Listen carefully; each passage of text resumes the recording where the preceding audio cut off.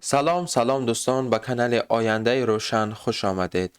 امروز ما با شما ادامه می دهیم آموزش مکالمه زبان روسی را درس ششم.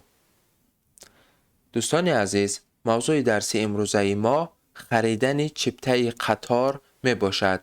Покупка билетов на поезд. Покупка билетов на поезд. Пассажир, здравствуйте. Скажите, пожалуйста, есть ли билеты на поезд до Могилев? Здравствуйте. Скажите, пожалуйста, есть ли билеты на поезд до Могилев? سلام. لطفاً با من بگویید که آیا چپته های قطار تا مگیلا وجود دارد؟ Кассир, здравствуйте. К сожалению, на сегодня билетов нет. Здравствуйте. К сожалению, на сегодня билетов нет. سلام. متاسفانه برای امروز چپته نیست. Пассажир, могу я купить билеты на субботу? Могу я купить билеты на субботу? آیا من می توانم برای روز شنبه چپته خرم؟ Кассир, да, сколько билетов вы хотите приобрести? Да, сколько билетов вы хотите приобрести?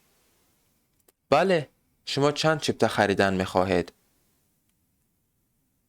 Пассажир, один. Один. Як-то.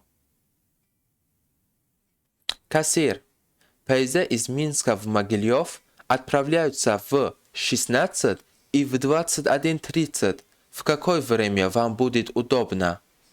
Поезда из Минска в Могилев отправляются в 4 и в 21:30. В какое время вам будет удобно? поездها از مینسک به مگیلا ساعت 16 و ساعت 21:30 حرکت می کنند. کدام وقت برای شما قلع خواهد بود؟ Пассажир, поезд в 16. Будьте добры. поезд в 16. Будьте добры. поезди در ساعت 4 بوده. لطفاً. Кассир, есть билеты в плацкартный вагон и вагон-купе. Какой вы предпочитаете? Есть билеты в плацкартный вагон и вагон-купе. Какой вы предпочитаете? چپته ها برای جای نشست و کوپه وجود دارد. شما کدامش را افضل تر می دانید؟ Пассажир, вагон-купе, пожалуйста. Вагон-купе, пожалуйста. вагони купе, лутфан. Кассир, верхнее место или нижнее? верхнее место или нижнее?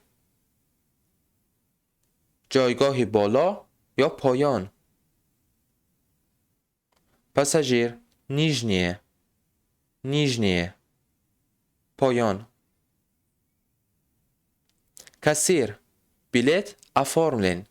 Счастливого пути. билет оформлен. счастливого пути. چپته برآورده شد. راهی سفید. Пассажир, спасибо. До свидания. Спасибо. До свидания. رحمت. تا دیدار. دوستان عزیز، از تماشا کردن شما منت داریم. برای از درس‌های بعدی ما با خبر شدن با کانال ما آبونه شوید و زنگولچه را زیر کنید. تا دیدار.